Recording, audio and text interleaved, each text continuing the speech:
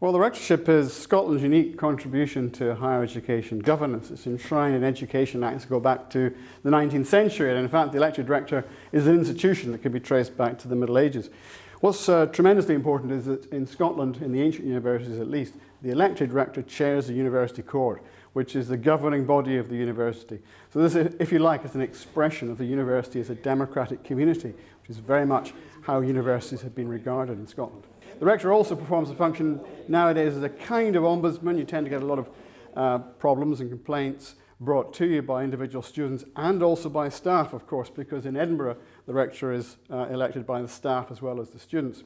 There's a lot of ceremonial work involved in being rector. I call it the kind of Harry Potter aspect of it, because you walk around in quite elaborate and garish robes sometimes, which is great. I mean, the graduations, for example, I found really quite moving. Because you know all these young people coming up and getting their degrees, and they're really excited about it. They're dressed up in robes themselves. I mean, the graduation is a great event now in the university, and of course there are all sorts of other engagements, like the installation of the Chancellor, for example, which coincided with what was one of the great improvements which has been made to the face of Edinburgh University by Sir Tim O'Shea, which was the re-landscaping of Old Quad, which I think is a marvellous achievement and has really made this building a tremendous architectural achievement.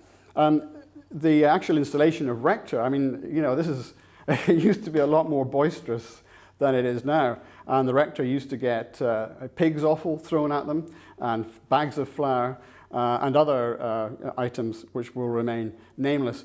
And sometimes, you know, it was almost a question of bringing in the police to control it because it was so rowdy. Nowadays, the only real remnant of that is the tradition whereby the rector is carried in the rectorial chair, is carried aloft by his supporters around Old Quad after his formal installation. And of course, my greatest contribution, I think, to the institution of rector was that I was the first rector who was carried aloft not just by men but also by women. This has been a tremendously important time to be rector of Edinburgh University. We've had really momentous decisions being taken. I mean, and in my time here I was very privileged because it was you know, a period of great change in higher education with the whole question of tuition fees. This is the pivotal issue really of my period as rector, and also the £7,000 minimum income guarantee for students.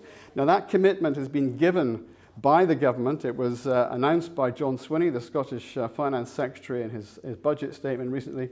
But my successor, it will be tremendously important to keep up the pressure on these issues.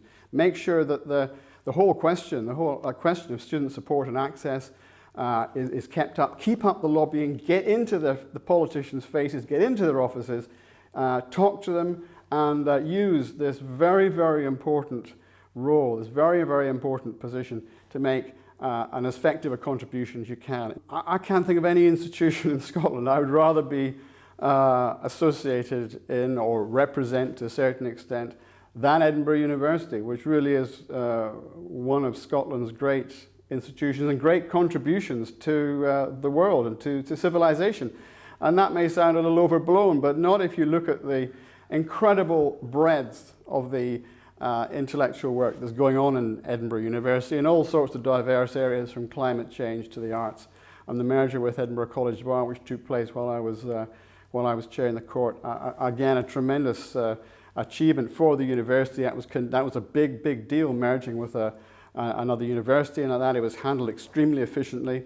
I think it's a testament to the extent to which the management of Edinburgh University is extremely robust. It's well led, and it knows what it's about, it knows what it's there for. My advice to people who are coming along is concentrate your efforts. Make sure you focus, don't get too distracted, don't get too lost in individual issues. Concentrate on the big picture and make sure that, well, your rectorship does achieve something. This production is copyright the University of Edinburgh.